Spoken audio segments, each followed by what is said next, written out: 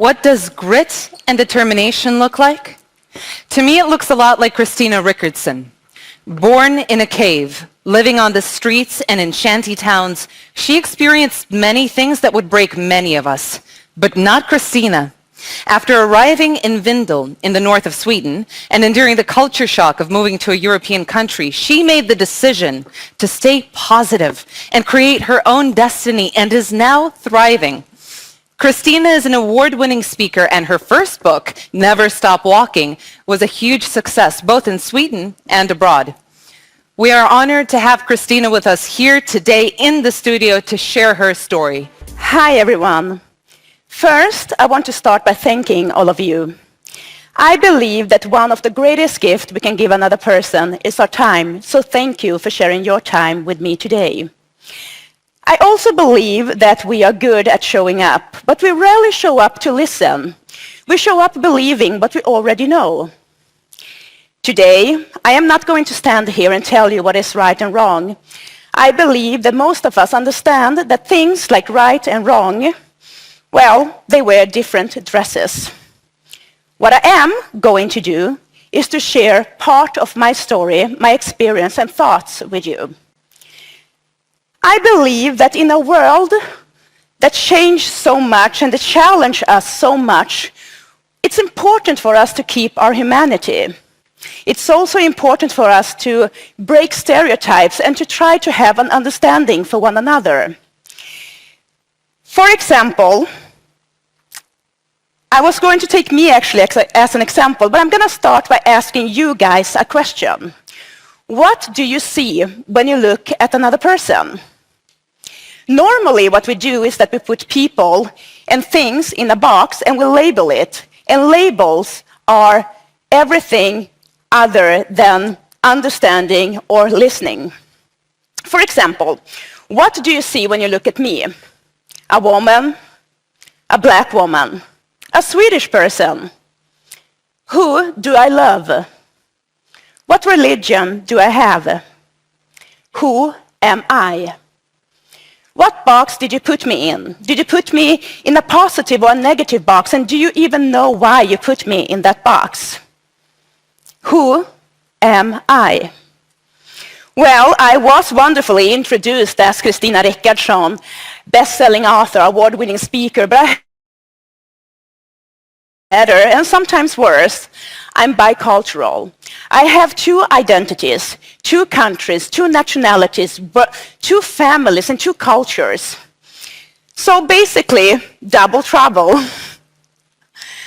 I am made and I am created in two very different worlds. And it hasn't been easy. I have been lost. I have been divided. I have felt so much pain and sorrow. And I lost a lot of people. The first time I thought about killing myself, I was 10 years old. So, how did I end up here today? People tell me that it is a great story, but for me, it's not a story, it's my life. I was born in 1983 as Christina Mara Coelho on the other side of the Atlantic Ocean, in a small city, Diamantina, in the 5th largest country in the world, Brazil. The day that I took my first breath, I have been told it's the same day that a Swedish king turned 37, and hopefully he had a wonderful birthday. When it comes to what country, culture, family we are born into, this is totally out of our control. We cannot decide this. I call it the lottery of life. For example, the ticket that the Swedish king got was to be born into a family that was privileged, that had power, that has status and money, and to a solidarity-strong country. I, on the other hand, the ticket that I got was to be born into poverty, into a country divided into rich and poor, black and white. Before I had the chance to show anyone who I was, what I could become, I was considered by many of my countrymen as a person that had nothing to contribute to society. I was thought of as a future threat, maybe a criminal, a prostitute. Simply someone not worth knowing, someone not worth giving a chance. As a newborn, I was of course unaware of this. I was unaware of the place that the world had put me in, the box and the label they already had given me. What I was aware of was my first home. It wasn't a house, it wasn't an apartment, not even a shed. It was a cave. I grew up in the wilderness of Diamantina, raised in this cave. My mom and I, we had nothing. We owned nothing. And I lived here for 6 years. There were two things that my mom and I had to fight out here. We fought the spiders, snakes, scorpions, the poisonous ones. And we fought hunger. And if you are thinking that we were a community of people living out here together, helping each other to survive, you could not be more wrong.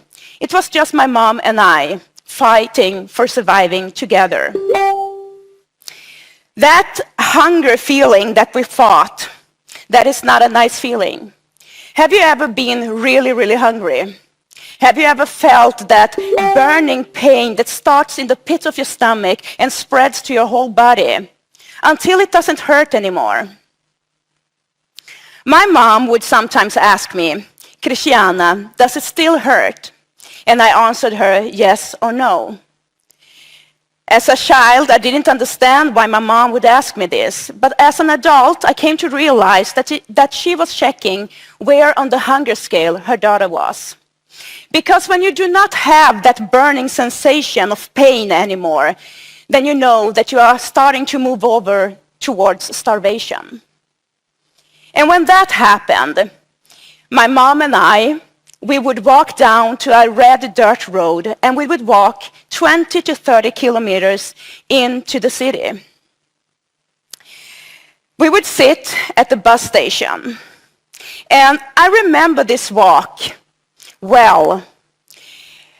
I may not have been old, but the pain of walking without shoes for a long time when you are a small child and the pain of having your feet bleeding, that is something I think many of us would remember. My mom, she would pick leaves in the forest and she would put them on stones and dry them under the sun. And I would pick flowers to help her. So we took this into the city and we sat down there at the bus station and we tried to sell this so we could make a little money, buy food and support ourselves. I wish that I could tell you that we were successful in this, that my mom and I got a lot of the little we had with us sold. But sadly, that were rarely the case. 99% of the time, my mom and I, we had to start begging. Begging for food and begging for money. People, they would walk us by, they would pass us by. And they would look at us. Some would ignore us. Others would spit at us. And some would call us names. Some got physical and kicked us. I remember sitting here as a 5-year-old thinking that and not understanding why these people would treat us in this kind of way. My mom and I, we had done nothing wrong. We hadn't hurt anyone. And we were polite. I did not understand why they treated us like this. Just by existing, just by breathing, we were somehow annoying them. The worst thing here wasn't that people ignored us. The worst thing here wasn't that people hit us or that people called us names.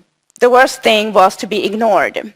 Because when you are ignored, you are excluded. And when you are excluded, you do not belong. And we want to belong. I said in the beginning that one of the greatest gifts we can give another person is our time. One of the worst things, according to me at least, that we can do to another person is to kill hope. When you kill hope, you do something to that person. It's a feeling that goes deep inside your heart, your soul, and your spirit.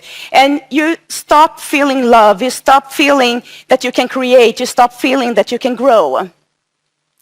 It's important to give each other hope, because hope is love. Hope is creativity. Sometimes some people would give us some food. They would give us some money. And what my mom would do is that she would buy rice or food, and then we would walk back to our home, to our cave. And out here, it was very tough for us. It was a tough life. But I also remember this time with a lot of joy and a lot of happiness, because it was just me and my mom out here. So I got all her time, all her attention, and all her love. And I think that we today are forgetting how important this is, to give of our time, our love, and attention. We easily give our children a cell phone, an iPad. We allow them to be on social media. And I am not against technology, on the other hand, but I don't think that technology should substitute human interaction and love. And instead of that, we are striving to get more likes. That is not love.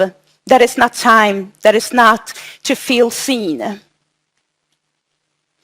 My mom and I, we would climb on top of our mountain, and we would sit there for hours, and she would tell me stories, and I was so fascinated by them.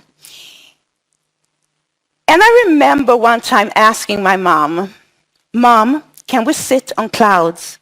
Can we fly?" And my mom, she looked at me, and she gave me the most amazing smile, and she told me, "Christina, nothing is impossible." I would truly want all of us, all of you, to think about this. A woman born into poverty, raising her daughter in a cave, tells her daughter that nothing is impossible. If a person that has nothing truly believe, which my mom did, that nothing is impossible, imagine what someone that has something, what they can do. One night, my mom and I, we were chased out of our cave. There were men with guns chasing us. I don't know why. I was just a child. I just remember running in the forest with my mom, scared. If they were night hunting, or if there were men that had heard of the woman who lived in the cave and had come to try to have their fun, I don't know. What I do know is that my life came to change. Then the next day, my mom and I, we started a long walk to São Paulo, the biggest city in Brazil and in South America. And if life in the cave had been tough on us, it was nothing compared to what our life on the streets of São Paulo and in the favelas came to be. My mom taught me that in the wilderness, that this snake that is red, that is white, and that is red, white, and black is poisonous. This snake will kill you. This spider that has this shape can jump and is poisonous. But sitting here on the streets of São Paulo, because we had nowhere to live and my mom had no education, she could write her name, but that's it. And sitting here, looking at all the people passing us by, I could not look at a color, black, white, brown, and say that this is the person this is the color that I should stay away from. I could not see a shape and say that this shape is danger. Instead, I came to learn that it was those people that actually smiled a little extra friendly towards me. They were the ones that I should stay away from. They were danger. At the age of 6, I learned that a smile is danger. My mom, she tried to get a job. At least that's what she told me. And that led to that I was left on the streets and in the favela by myself sometimes. And a child, especially at that age, 6, 7 years old, left on the streets of São Paulo, well, you're an easy prey and you don't survive for long. So I ended up in a group of street children, and together we survived. We became a family. We helped each other. We worked on the streets, and we also stole food to survive. In this group of children, I came to know a little girl named Camille, and she became my first best friend. Can you remember your first best friend? Can you see the picture of her or him? Feel the feeling you had towards the person, that special connection that you get with that friend. Camille was that person to me. She and I, we became more than friends. She became my sister. We would do everything together. We would, fight. We would survive, steal, share food together. And this little girl, she had an amazing gift. And I am this kind of person that, I'm a little nerdy. I am this kind of person that believes that everyone has at least one gift, if not more. But if we are capable of seeing that gift, that is another thing. Camille's gift was to tell story. She was a storyteller. And when she sat down in the favela, all the children would gather around her, and it would become quiet, and everyone would listen and enter one of her magical words. Camille did not only tell story, she did something else. She spread hope. Because every day on the street, every day, we were told that we had nothing to contribute to the society. We were told that we were not worth putting energy, time, education to. We were told that we were street rats, cockroaches. We had no value to the society. We were criminals. And this little girl, by telling her story, she would take us from a world that looked at us like that and into a world where we, the street rats, we could become heroes. And that is an amazing thing. She gave us so much more than stories. One night in the favela, Camille and I, we decided to sleep outside on the outskirts of the favela. And the reason we chose to do this was because there were a street war being fought inside our favela. There were the drug dealers, the military police, and the police fighting. And when this happens, a lot of innocent people, they die. And Camille and I, we knew the risks of sleeping on the outskirts of our favela, but we decided that that was probably the best idea.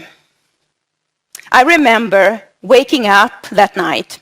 There was some sound that I heard, and I remember thinking, what is that? And I woke my friend Camille, and she looked at me. So I put my finger to my mouth and I hushed her, and then I put it to my ear, and I signed towards the building, the corner of the building, to show her that I had seen something, that I had heard something. And Camille, she looked at me and she nodded. That was a sign that she understood, and that we should look around the corner to see if it was danger or just a street dog or something else. It wasn't uncommon that we had to move several times during one night. When Camille and I looked around the corner, we saw men with guns, we saw the military police, and we saw 4 or 5 children. This is something that every street children in Brazil knew about and still today know about. We turned quickly around and were about to run for our lives, when one of the men sees us and he yells, "Grab them." To try to explain how it feels to be 7 years old and to literally run for your life, to have panic fill your whole body, I cannot. I have never been so scared in my whole life. Camille's gift was that she was a storyteller. My gift in life is that I am athletic. I am very fast and I love to run. And this night I was running for my life, and Camille and I, we were just screaming to each other, run, run faster. And while I was running, I see this wall in front of me. And it's not like I run and I stop and I try to get up on the wall. I throw myself onto the wall, and I manage to get my fingers on the edges. I remember thinking then that it was so strange that I could feel how my body hit the wall, how I lost all the air in my body, but I couldn't feel any pain. I remember thinking this should hurt. It was very strange how time could go so fast and at the same time so slowly. Everything felt like slow motion. I managed to get myself on top of the wall, and I turned around to do what Camille and I had done so many times. I give her my hand and I pull her up and help her because Camille was not athletic at all. But when I look back, that is when I see that my friend has fallen behind. I see how two men grab her and how she is fighting, her little body is fighting, trying to get loose. One of the men let go of Camille. And I was panicking so much, seeing my friend being caught and at the same time seeing this man moving towards me. And I remember that I did not know what to do at all. And then I hear my friend scream at me, "Christina, run!" Without knowing that I had made this decision, I am on the other side of the wall, and I am running for my life, leaving my friend behind.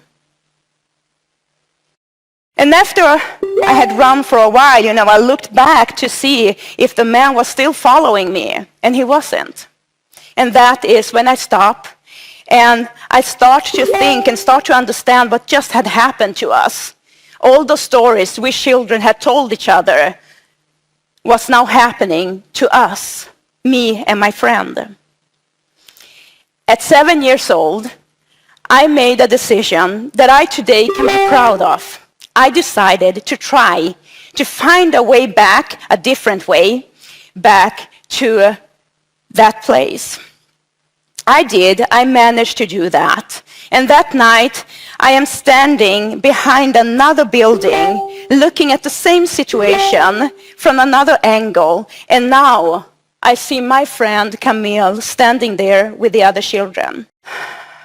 I tried to think of some way to help her. And at the same time, I was so afraid that the men would see me and that I would have to run for my life again, or even worse, that they would actually catch me too. And while I'm standing there, trying to figure out a way to save her, I see how something happens to her forehead. I hear the shots, and I see how my friend's body falls to the ground in the most strange way I have seen a body fall, lifeless. That night, the people that get paid, because believe it or not, poor people pay taxes too, that get paid to protect us, they killed all those children. I knew, we all knew, street children know this, that we are considered as less, that our human value are less to our society. But to actually see them kill us like that I cannot and I will never be able to describe that feeling. The feeling of not having any human value at all. I think that what saved me that night was two things. The shock of seeing this, I couldn't even scream. And the second thing was what happened earlier when my friend screamed at me, "Christiana, run." She could have asked for help. I can promise you this, I know for sure I would have screamed to her to come and help me.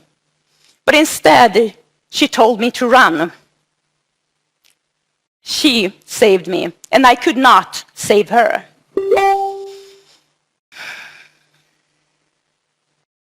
That night, I ran from this horrible place, and I ended up under a staircase where Camille and I sometimes slept together. And, I threw up. It became dark, and it became light again. And I don't know if it's because it was a new day and it was night, or if I just passed out and came to. What I do know is that my mom, who came and went, she found me. She knew where Camille and I lived, And she found me, and she did what grown-ups can be so good at. She sat down, and she started to stroke my hair and my cheeks, and she was listening to me. And I told her about what had happened. And my mom listened. And after a while, I don't know how long, my mom stood up, and she gave me her hand, and she told me, "Christiana, promise me something.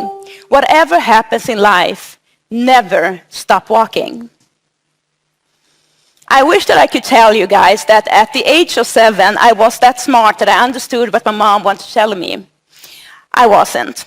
I literally thought that she meant that there were a place where I could go, and if I went there, I would get rid of all of these huge feelings that I was feeling, I was feeling so sad, hate, frustration. I was missing my friend. I felt injustice. And if I went to this place, all those feelings would disappear. And maybe, just maybe, my friend Camille would be there too. So I asked my mom, "But Mom, where should I go?" And she tells me, "It doesn't matter where you go, as long as you don't stop walking." I remember that I took her hand, and we stood up, and we started walking, taking the first steps to healing. In 1991, I was adopted. My brother and I was adopted after living 1 year in an orphanage in São Paulo. Lilian and Sture from the north part of Sweden, they came to São Paulo, and they took us to a new world. This new world was very strange to me. I have gone through many cultural shocks within my own country, living in a cave, moving from a cave to the streets, and from the streets to favela, from favela to an orphanage. But coming to Sweden was a huge cultural shock, and I don't think that I will ever experience something like that again. Everything in this new country was different. Everything. The sun felt different against my skin. The air did so too. The smell was different. Everyone spoke this weird language that I could not understand. And, you listened to music that was so different from the Brazilian one. The food tasted different. Everything was so different. And in one way, it was very exciting. In another way, it was a huge shock to me. It was scary.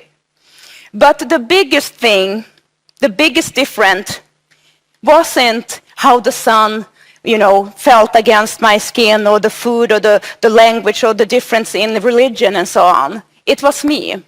I was different from everyone else. I looked different. I acted differently. And I talked and spoke and thought and had different values. And I came to understand that Christiana, this Brazilian little girl, had no place anymore in this new world. I came to create a new identity, Christina. All the time while doing this, not understanding why this new society, at least it felt like this new society demanded that I put away everything that was not known to them. so I could fit in. I did not understand why I had to do that, but I did it.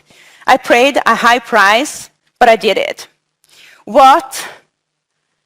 I'm going to be honest with you, what sometimes annoys me though is that after all of that, after putting one identity away and creating another identity to fit into a new world, to this new culture, there is still some people today that will look at me, and because of something so small and so insignificant as the color of my skin, they would tell me that this country, Sweden, you do not belong here. It's weird, isn't it? That something so small can have so much power sometimes. It wasn't easy becoming Swedish, and sometimes I should not have tried so hard. This picture is proof of that. And I came to learn a lot of things. One of the things that I came to learn during this huge cultural shock was that if I am standing over here, looking over there, which I was doing a lot of time, looking at the Swedish people, thinking, what is going on over there? What are they doing? Not understanding. I came to realize that they are probably also standing over there, looking at me and thinking, what is she doing? What is she doing? And not understanding. As an 8-year-old, I started to realize that the only way to actually understand each other and come closer to each other is to communicate and is to have patience and to try to understand someone else's situation. Identity is something personal. It is easy to forget that. I grew up in a world on the other side of the Atlantic Ocean telling me that I was not good enough, that I did not have money enough, I did not have status, I did not have the right color on my skin, and so on. I was told that I was a rat, that I was a cockroach. I have met many people in my life that have told me who I am and what I can do and cannot do. I have learned that they have no right to do this. And I have also learned that I have no right to tell you who you are, what you can do, and who you should love or whatever you want to do. I have no right to say that. Your identity is yours. So if you don't want anyone to tell you this, please don't take anyone else's identity away from them either. Once upon a time, when I was sitting on top of my cave with my mom when I was 5 years old, she told me that nothing is impossible. So I started to fly. I started believing in myself. She gave me that hope, that love to be strong enough to believe in myself. And I started to fly, and every time I fly and I pass a cloud, I see my mom and I sitting on top of our cave, and I see her smiling towards me, and I feel that love and hope. And every time in my life that I feel insecure, that I feel that I'm going to fail, or that someone else is telling me this, I remember those words. It's so easy to forget what builds a human up and what breaks a human. 3 little words can build someone up, and 3 little words can break them. Have you ever stopped to think about how you treat other people, what you tell them, what you say? Are you encouraging them, or are you breaking them down? My teacher told me, my Swedish teacher told me that I would never be a writer. I would never write a book. And it's not up to him to decide that. So I decided to tell my story, Never Stop Walking, the words that my mom had once told me. And it became a bestseller in Sweden, in Brazil, on Amazon. And I'm not telling you this to brag or anything. I'm telling you this because even if someone is a professional and tells you that you cannot do something, you should not listen to that person. If you really want to do something, if you really believe in yourself, you can. So I did that. But what I have come to learn is that even if the greatest power is inside of ourselves, if we say, I am good enough, then we will be good enough. If we tell ourselves we are not good enough, we will become that. So even if that power, the greatest one, is inside of us, it's so much easier if we actually help each other, if we support each other, if we give each other kindness, love on our journey in life. That I have learned. And I will not lie and say that I succeed all the time, because I don't, but I try to live by that. I try to treat other people the way that I would like to be treated, to get a smile, to say hi, to tell them at least that I see you.